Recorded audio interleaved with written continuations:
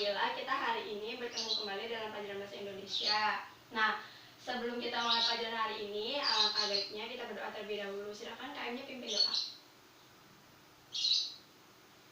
Amin. Nah, apakah hari ini ada yang tidak masuk? Masuk semua? Alhamdulillah. Nah, apakah ada yang masih ingat tentang teks anekdot? Apa itu teks anekdot? Ya, Abdul. Apa jawabannya? Cerita yang lucu? Kurang tepat ya. Selanjutnya ada yang ingin menjawab lagi? Ya, Farhan? Ya, Farhan betul ya. Jadi teks anekdot adalah teks yang berupa cerita atau dialog singkat yang mengandung unsur lucu dan memiliki tujuan untuk memberikan suatu kritikan atau memberikan anak. Topik yang diangkat dalam teks anekdot beraneka ragam. Ada tentang fasilitas publik, politik, lingkungan, pendidikan, sosial, dan lain sebagainya. Apapun dapat dijadikan topik teks anekdot asalkan kebenarannya secara umum dan luas. Nah, di sini Ibu ada teks mengenai contoh teks anekdot. Kalian baca terlebih dahulu ya sebelum masuk ke materi yang utama hari ini. Ibu beri waktu 2 menit. Apakah semuanya sudah baca? Nah, langsung Ibu masuk ke materi yang utama, yaitu struktur dan kaidah kebahasaan teks anekdot. Yang pertama, struktur terlebih dahulu. Struktur teks anekdot memiliki 5 unsur.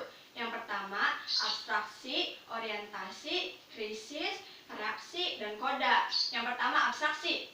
Abstraksi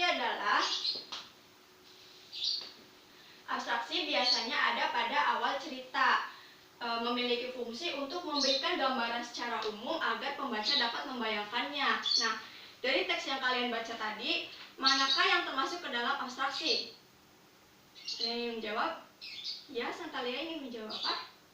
Ya, jawaban Santalia betul ya. Jadi ada pada kalimat, pada suatu hari, seperti biasa ada tukang kupat tahu yang berdagang di SMP Negeri 4 Tasikmalaya, mulai pagi hingga siang. Ketika jam 12 siang, pedagang tersebut biasanya menyusuri rel kereta untuk mengambil jalan pintas menuju ke lokasi dagang selanjutnya, yaitu Pasar Pancasila. Nah, itu termasuk abstraksi ya. Lalu struktur yang kedua yaitu orientasi. Orientasi adalah bagian dalam teks anekdot yang melatar belakangi bagaimana peristiwa dalam cerita itu dapat terjadi. Nah, coba di teks ini mana yang termasuk ke dalam orientasi? Ya, Anjas?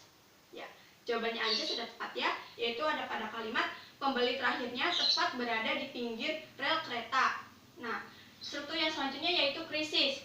Krisis yaitu permasalahan pokok, permasalahan utama pada teks anekdot. Coba analisis kembali mana yang termasuk ke dalam krisis. Ya, Ayu? Ya, jawabannya Ayu sudah tepat ya.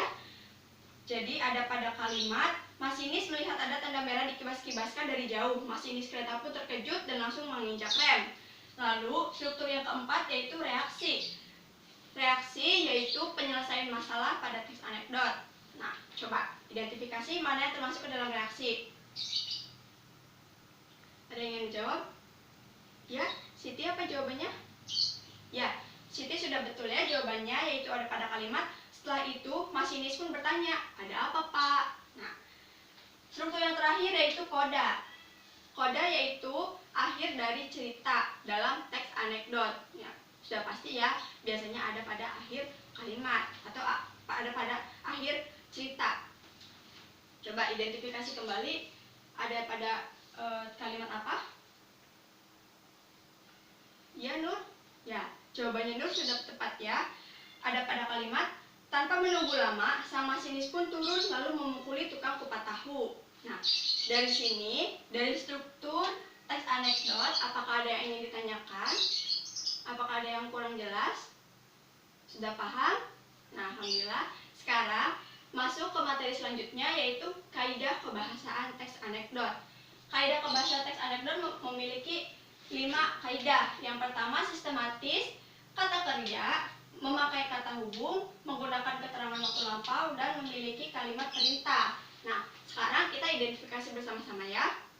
Coba sistematis, ya Ibu jelaskan terlebih dahulu. Sistematis yaitu maksudnya dari segi kepenulisan itu harus sistematis. Dari segi strukturnya ya, tidak boleh harusnya yang pertama abstrak, tapi yang pertama itu koda, itu tidak boleh dibulak-balik. Jadi harus sistematis, harus beruntun.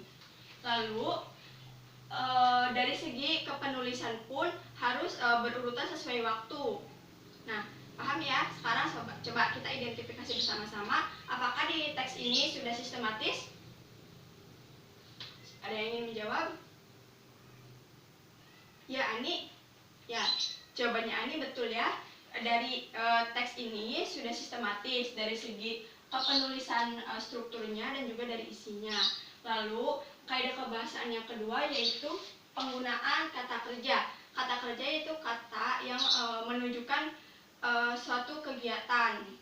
Nah, contohnya memakan, berjalan, memanen, membersihkan, itu contoh umumnya ya.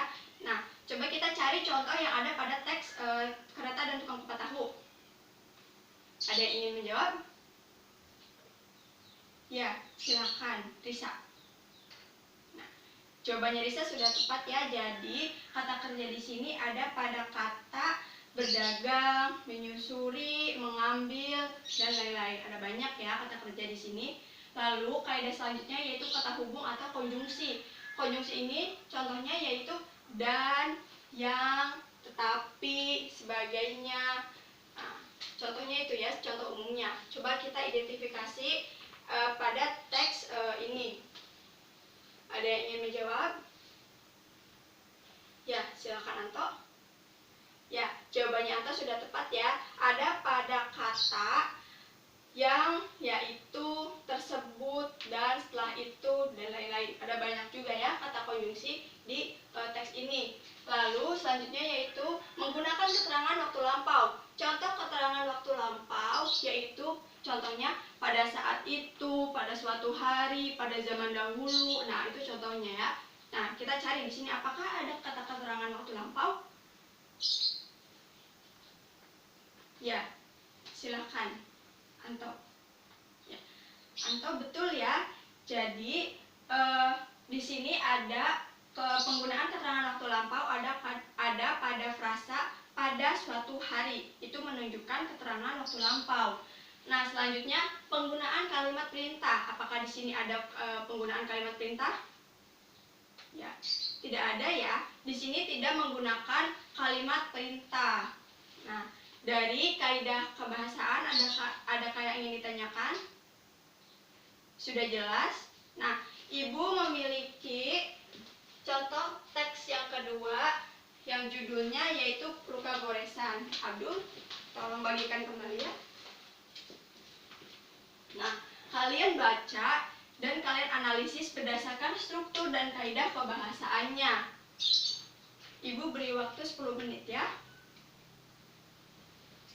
Apakah sudah selesai? Belum?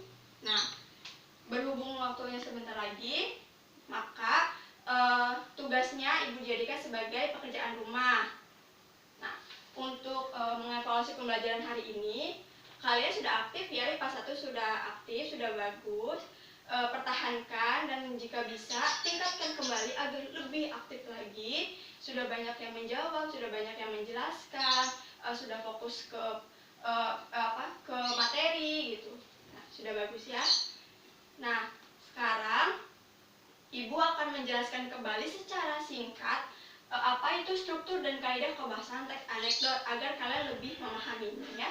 Nah, struktur teks anekdot ada 5 unsur. Yang pertama abstrak, yang kedua orientasi, yang ketiga krisis, yang keempat reaksi, yang kelima ya koda. Nah, selanjutnya kaidah kebahasaan teks anekdot pun ada 5. Yang pertama sistematis, yang kedua menggunakan kata kerja, yang ketiga menggunakan kata hubung atau konjungsi, yang keempat menggunakan keterangan waktu lampau, dan yang terakhir menggunakan kalimat perintah. Nah, sekarang sudah paham ya, sudah ingat semuanya?